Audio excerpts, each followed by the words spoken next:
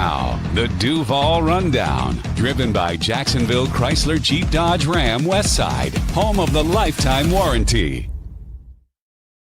Good morning. Happy Halloween. Welcome to Duval Rundown. I'm Hayes Carlyon. Please be joined as always on Friday with Rick Ballou. You can hear Rick into the night. Rick, good morning. Happy Halloween to you. Right back at you. What a great, to me, it's a holiday. And, special time of year for kids, great in college. And it's even good the older we get. So great last day here of October. And we got a big football game coming up on Sunday. Absolutely. And lots to get to in regards to Jaguars going to the Raiders. Let's start with kind of the breaking news yesterday of Travis Hunter, limited participation, according to the injury report, with a knee. That's incredibly concerning. We'll get a little bit more hopefully today. Liam Cohen will meet with reporters in about an hour and a half. But that's one of those things that, I mean, who knows the severity of this, but when you're 72 hours away from a game that maybe isn't a must win, but certainly is a pivotal point in the season, last thing the Jaguars needed is for something to happen to Travis Hunter. Yeah, there's no question. It's a blow, especially with the vision that I know you and I have talked about, and now for the last couple of weeks, and we saw it during the bye, although most of it was in the fourth quarter. It's time to really target him more than anyone else. With the disappointment that Brian Thomas Jr. has been, I was, a little bit of defense for Travis Hunter and a ton of offense. Start really advancing his route tree, get him the football. They've tried to do that an awful lot on some screens and some intermediate stuff. But I think Jaguar fans want to see, can Travis Hunter stretch defenses and start to do things along those lines? All of a sudden, you pull up lame here with the injury, that could change things drastically for Sunday. So you have to abide by the rules and the spirit of the rules. So hopefully it's nothing more than just a tweak. But we don't know at this particular time as to the severity of that, injury. And you and I have been to stadiums many times, particularly on the road, several hours before game time, where they work these guys out, find out where they are. So, this could be anything to a game day scratch, which would be just awful, to, okay, he's ready to go. I'm kind of in the middle here. My guess would be, without knowing, this would be just a guess, that Travis Hunter plays, but he's limited in what he's able to bring them on Sunday, certainly compared to what we thought, even one day ago. Yeah, and Travis Hunter normally does his session with reporters on Thursdays, and he did not do it yesterday. So that's a little bit of a concern that, that because of the injury that, he wasn't able to, do his normal press conference. So, yeah, I mean, we'll see. But obviously today will be a very pivotal day in terms of getting a little bit more on the severity of the injury. And hopefully it was just that, something very minor, had to pull him out for a little bit and just didn't return. But it's, he'll be fine. But if they don't have him, it greatly affects how I view this game. I've kind of been a little worried about the game anyway, but if you take Travis Hunter out of the equation for the Jaguars offense, forget even the defensive component for a second. But if they do not have him available on Sunday, Rick, I don't know how they're going to move the football.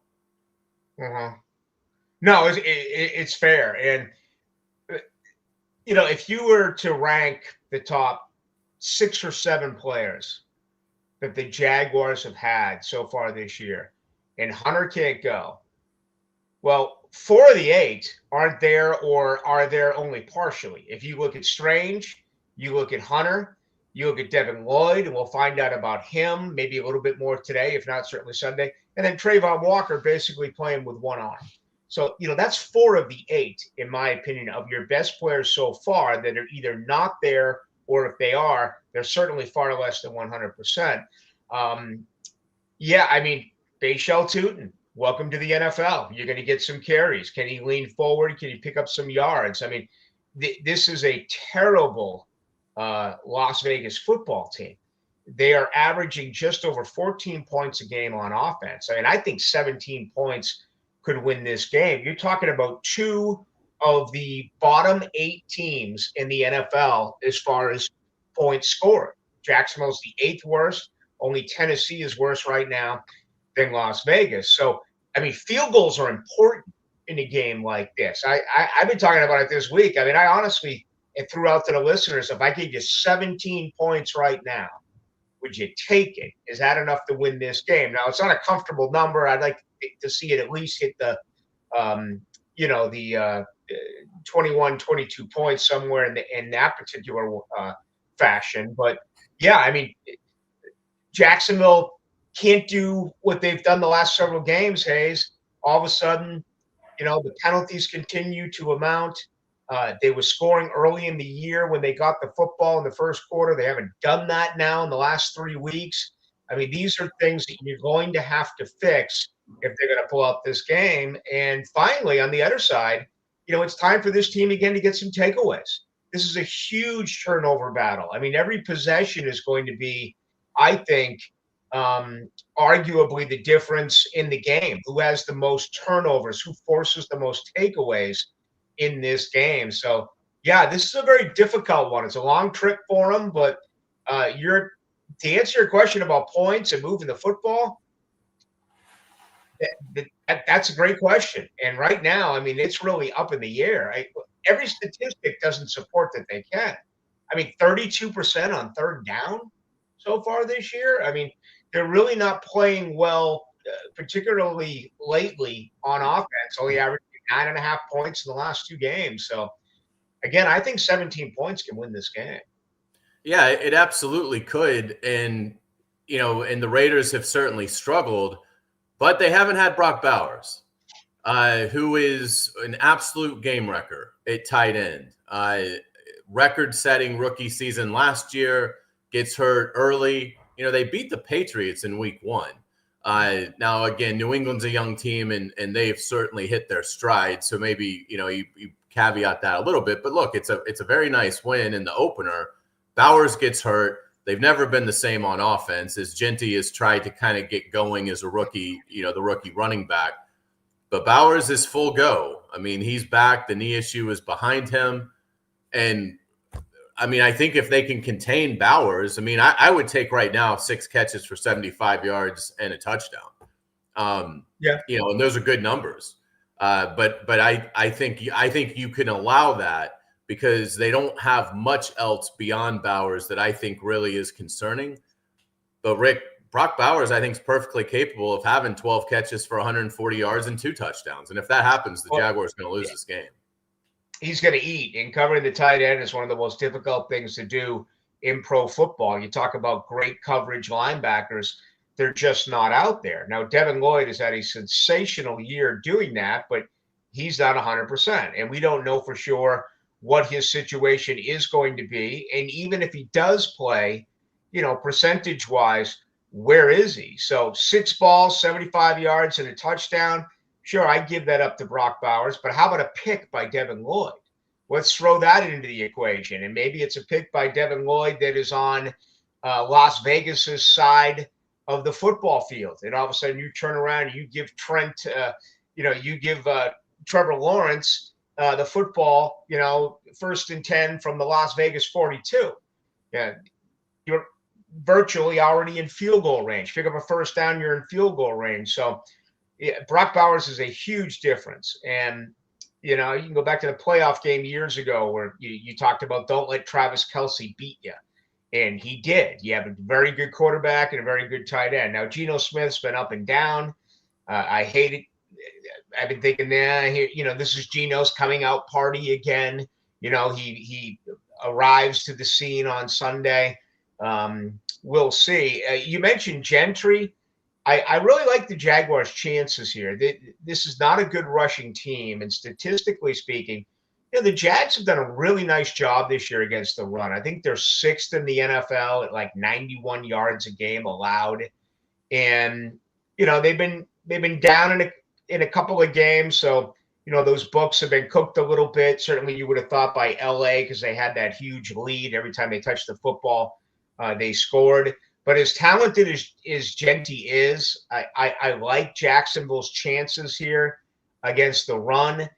I think the game plan is going to be similar for both defensive coordinators, and that's going to be make Geno Smith beat you and make Trevor Lawrence beat you. So that's what it could come down to. When you're talking about those two quarterbacks, even though Trevor's gone 2 weeks in a row where he has not turned the ball over, I think that statistic, and you can make this case really in any game, but I think it really sticks out here. That turnover to takeaway ratio, again, is going to be just huge in this game.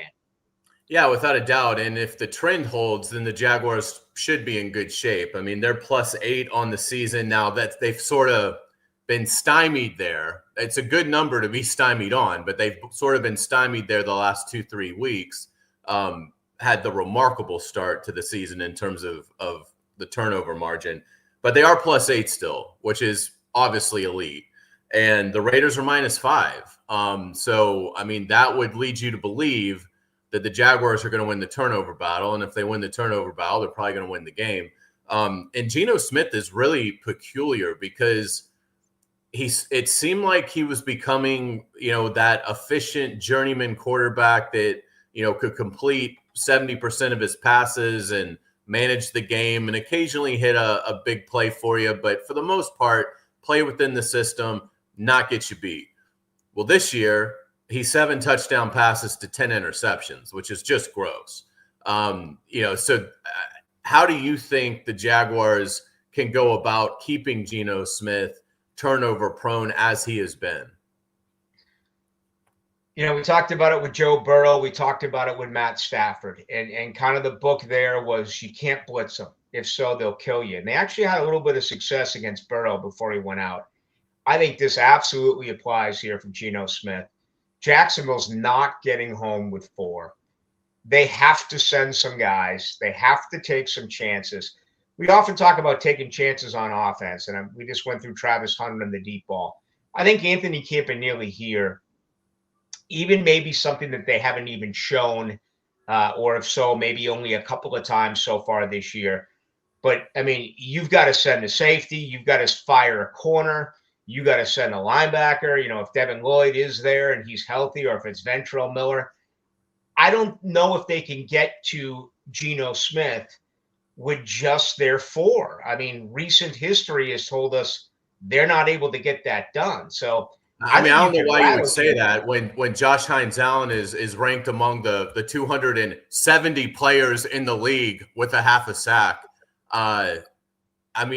What is going on? I think Brian Thomas Jr. has been so dreadful that he's sort of done Josh Hines-Allen a big favor because and Josh has had good moments, but you're supposed to be a superstar. I mean, they're paying you like a superstar. You've played like a superstar in the past. 17.5 sack season. That's a superstar. But half a sack through 7 games? No, it's it's time for Josh Hines-Allen to. Yeah, the pressure's great. It's time to dominate a game. I watched Myles Garrett, even in a loss, have either 4 or 5 sacks against New England during the bye, and Max Crosby on the other side, even though he's not 100%, he's going to eat. I mean, Josh Hines-Allen wants to be up there with the Watts and the Parsons and all these great players. We know he's got 33 pressures. We know he's been getting doubled. He's been getting hit by tight ends and getting chipped by backs. I also do think that once that cast is officially off and Walker's back, that may limit that with Allen a little bit. But, he's a home run hitter. And you pay home run hitters to hit 35, 40-plus home runs a year. They're paying Josh Hines-Allen to sack the quarterback. And I understand he's a complete edge. He's a complete outside linebacker. He's good against the run. He has tackles for loss. Jacksonville drops their defensive line more than any other team in the NFL, which I learned this week, and I was actually very surprised to hear that statistic, that they drop theirs into coverage more than any other team in pro football. So that was a little bit of a surprise. But, you can't stop. Yeah, I'd lose that, by the way, Campanile. What's that? Yeah, it doesn't work. By the way, It doesn't work. Yeah, you've got to get more pressure on the quarterback. So I'm not making excuses for Josh Hines Allen. There's no way. He's being paid to sack the quarterback, and hopefully that happens once, if not at least a couple. Be nice to have a couple of sacks this weekend in Vegas. Without a doubt. Trent Osborne helping us out on Duval Rundown. We certainly appreciate it. Trent, let's say hello to our sponsor, please. I'm Rick Ballou, Jacksonville Chrysler Jeep Dodge Ram Westside, proud partner of the Jaguars. Drive with confidence. Every new vehicle comes with our exclusive lifetime warranty. 7030 Commonwealth Avenue or online at jackswest.com. Rick, as we start to wrap up, let's kind of go through what kind of game do you think this will be? I mean, we're going to have to guess on Travis Hunter. We're going to have to guess on Devin Lloyd. I don't think they're going to have Eric Murray, and that's a concern because I do worry about, to your point, that's why I think you got to blitz Geno Smith. I don't think they can hold up. I mean, the safeties were already a problem. And if you take a cerebral player like Murray out of the equation, I'm concerned about the safeties holding up. So to your point, you got to get pressure on Geno Smith, and you got to force it and hope that you can hold up. But kind of walk us through, like, what kind of a game do you think we'll see, and who do you like in the game? Out of respect for Michael Myers and Halloween, the original film was phenomenal. Oh, yeah. What we're going to see Sunday in Las Vegas is Halloween 8 in 3D, okay? It's going to be just bad. It's going to be ugly. This is going to be a nasty football game. Again, I think we're going to see a ton of penalties. I think we're going to see a lot of 3-and-outs. I think offense is going to be anemic. What it's going to come down to is a big – you know what? I think you can say it this way. Whichever team makes the fewest mistakes wins this game.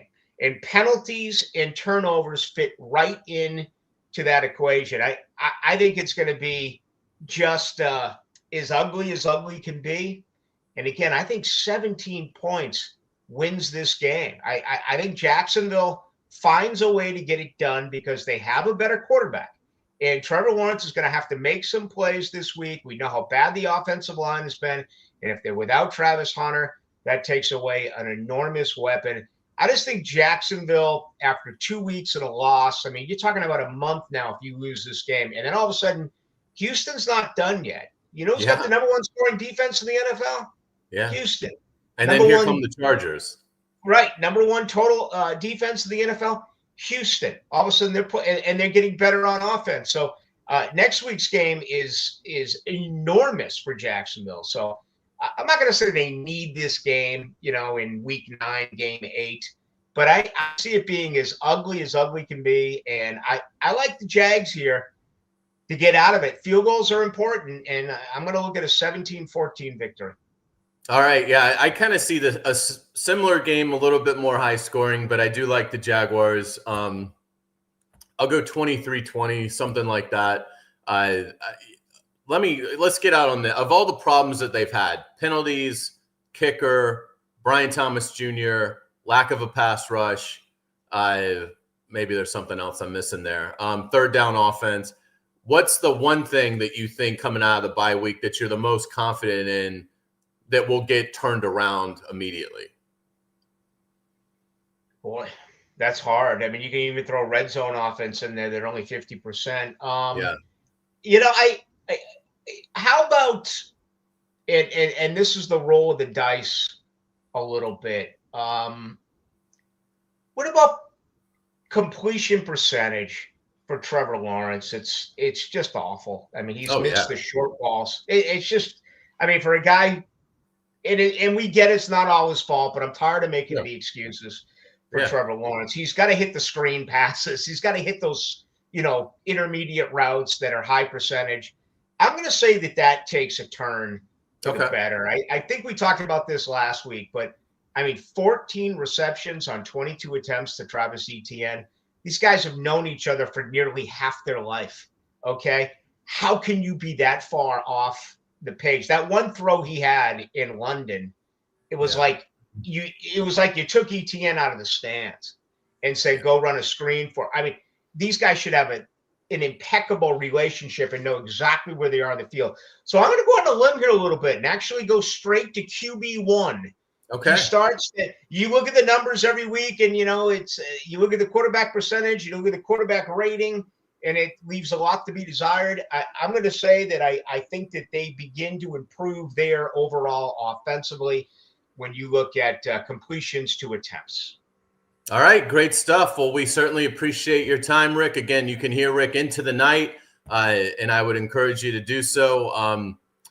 For Duval Rundown on Monday, we will not have a Duval Rundown. I will be in Vegas coming back on vacation. So no Duval Rundown on Monday, but on Wednesday, Ryan O'Halloran will be back in his usual spot.